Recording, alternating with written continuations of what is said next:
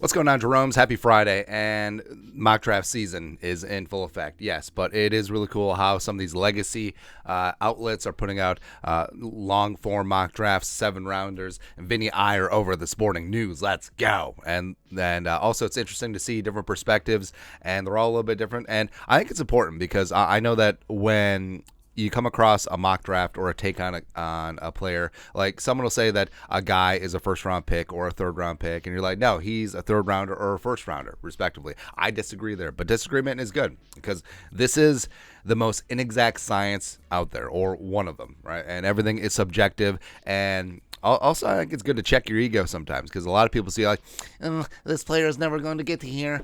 This player is clearly better than this guy.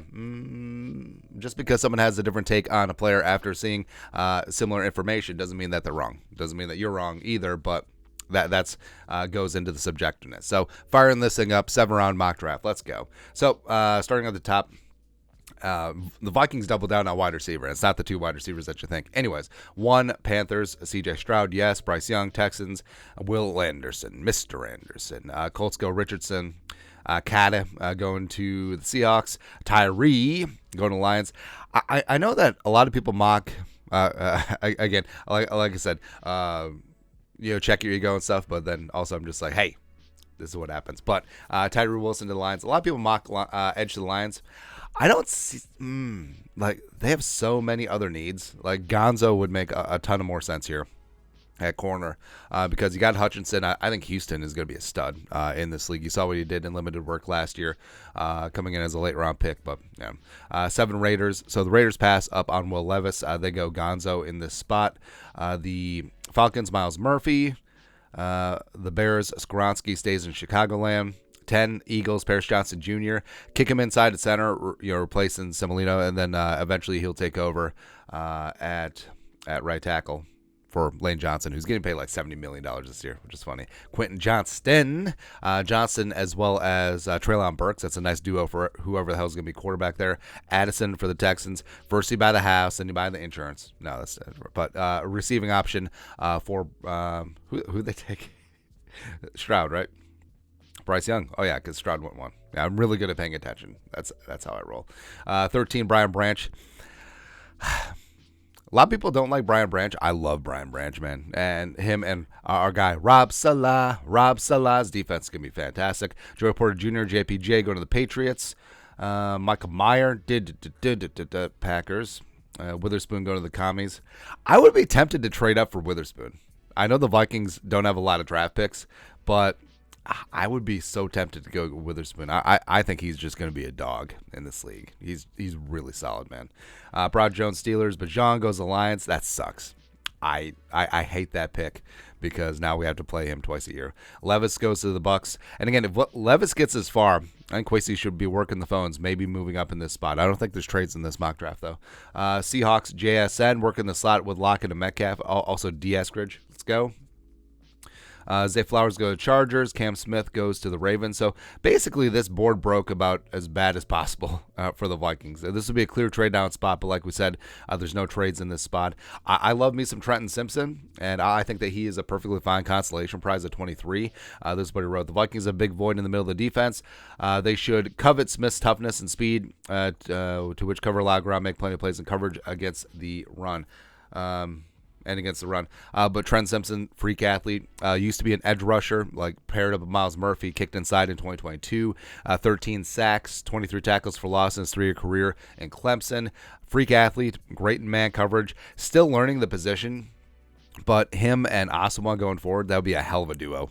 Just in the modern offense where you have to be able to cover, as well as he's stout and willing against the run. I mean, like I said, perfectly fine consolation prize. But there's some other interesting guys still available on the board, like Brian Bruzzi, Cyrus Torrance, Drew Sanders. Speaking of linebackers who kick, why is he listed as a safety? Anyways, Nolan Smith is still on board. I doubt that he gets this far. Gibbs, Foskey, Van Ness. Yeah, I mean, I think he'd have to have a long, hard look at Van Ness. Like, I would highly consider him at 23 if he was still on the board. And then go from there. All right, so next pick for the Vikings at 87. So Deonte Banks.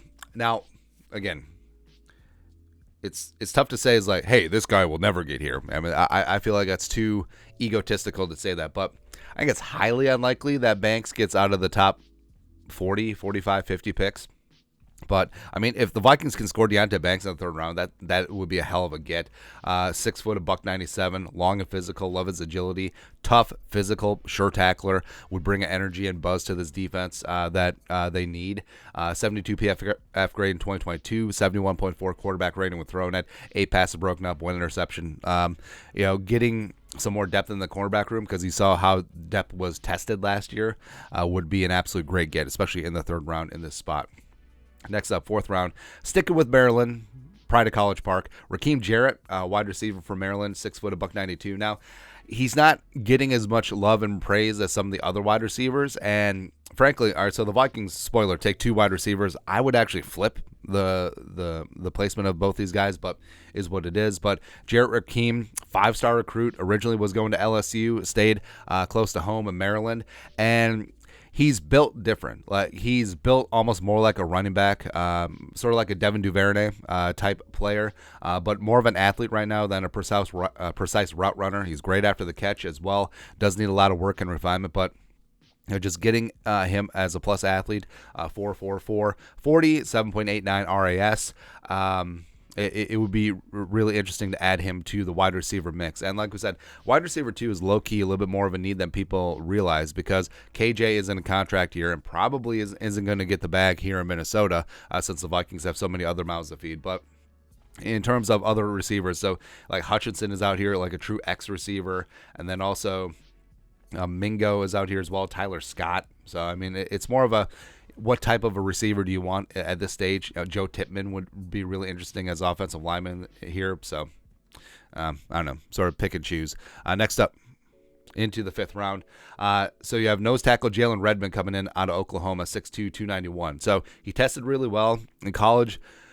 Didn't really maximize his potential in Norman, sort of is what it is, but 4 sacks in 2022, plays a great leverage, plays low, and I could see him getting in the rotation as a 4-tech as well as being a sub-package nose tackle. Just adding some depth along that defensive line does make sense in this spot. Although Project Martin's right there.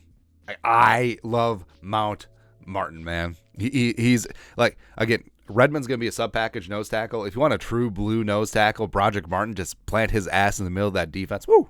Let's go, man. And then lastly, like I said, the Vikings double down on wide receiver. So Michael Wilson, wide receiver out of Stanford. Tanner McKee's favorite target when he wasn't injured. 6'2", 213. Now, so love his size. A refined route runner. Really showed up well at the Senior Bowl. Was cooking some of the better cornerbacks in this draft. There are some injury concerns, yes, but I think that he could become a solid wide receiver 2-3 possession type guy, and I think adding him in the 6th round would be huge value. Like I said, I would be fine drafting Wilson in the 4th round, but getting Wilson in this spot, they got Jalen Redmond along the defensive line. Raheem Jarrett is a big upside type guy, more of an athlete than a receiver at this point, but getting him into the mix makes sense. Deontay Banks, of course, is a no-brainer if you can get him in the 3rd round, and then Trenton Simpson. Like I said, the board didn't break great for the Vikings in terms of the top cornerbacks, the top receivers, as well as top quarterbacks too.